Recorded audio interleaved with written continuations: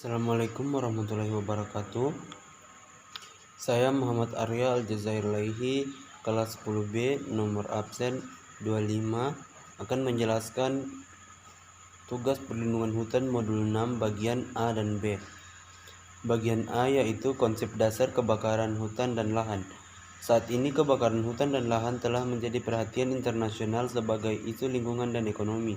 Kebakaran dianggap sebagai ancaman potensial bagi pembangunan berkelanjutan karena dampaknya secara langsung pada ekosistem, kontribusi emisi karbon, serta keanekaragaman hayati.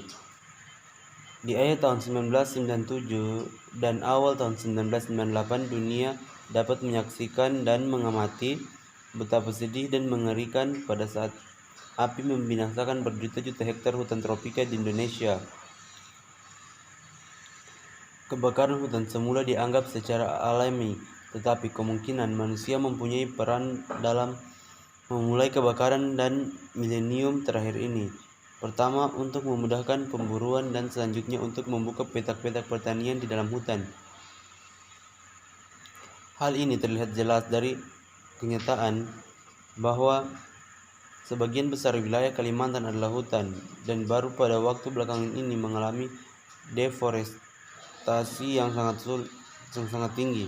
Berbagai proses degradasi hutan dan deforestasi mengubah kawasan hutan yang luas di Indonesia dari suatu ekosistem yang tahan kebakaran menjadi ekosistem yang rentan terhadap kebakaran.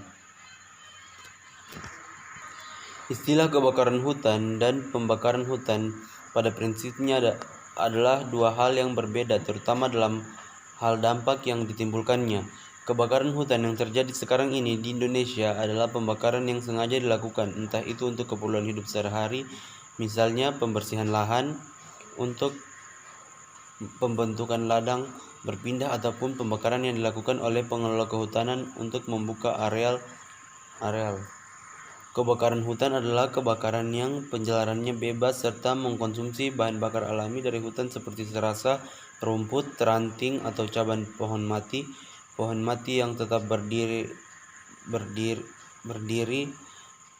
tunggak pohon, gulma, semak belukar, dedaunan, dan pohon-pohon. Adapun kebakaran hutan yang bukan dilakukan secara sengaja pada areal-areal yang tidak direncanakan. Kebakaran hutan yang tidak terkendali dapat mempengaruhi kondisi lingkungan hutan ke arah kerusakan yang tidak terjaga ekosistem hutan tersebut. Perlindungan terhadap kebakaran hutan harus bersifat dinamis dalam pengelolaannya karena kebakaran hutan juga merupakan bagian dari ekosistem. Lalu bagian B yaitu unsur-unsur pembentukan kebakaran hutan dan lahan. Kebakaran di dalam hutan dapat terjadi apabila sedikitnya tersedia 3 unsur yaitu bahan bakar potensial, oksigen, dan udara, dan penyalaan api. Ketiga unsur tersebut dapat tersedia di dalam hutan dan merupakan komponen penyusun hutan itu sendiri. Berikut penjelasan masing-masing dari unsur pembentukan kebakaran hutan dan lahan. 1. Bahan bakar potensial. Hutan merupakan penyedia bahan bakar bagi proses kebakaran, sehingga banyak kasus-kasus kebakaran yang melibatkan komponen penyusun hutan di dalamnya. 2. Oksigen dan udara.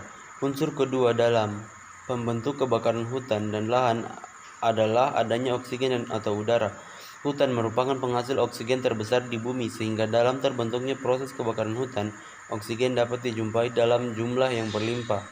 Oksigen terdapat dalam lapisan tajuk sampai dengan di antara serasa di lantai hutan. Namun, ada beberapa tipe hutan yang memiliki kondisi tanah minim oksigen, misalnya hutan dengan tanah gambut. Oksigen merupakan faktor yang menentukan besar kecilnya sebuah kebakaran hutan. Sebagai contoh, pada hutan dengan kandungan oksigen yang berlimpah, maka nyala kebakaran hutan akan besar. Sedangkan pada kebakaran hutan di lahan gambut yang minim oksigen, nyalanya cenderung kecil atau bahkan tidak ada sama sekali nyala kebakaran lahannya. Penyalaan api. Mekanisme unsur kebakaran yang terakhir yaitu penyalaan api yang terjadi secara alami di hutan adalah akibat adanya petir dan aktivitas gejala vulkanik. Sekian dari saya akhiri, wabillahi taufiq wal hidayah. Wassalamualaikum warahmatullahi wabarakatuh.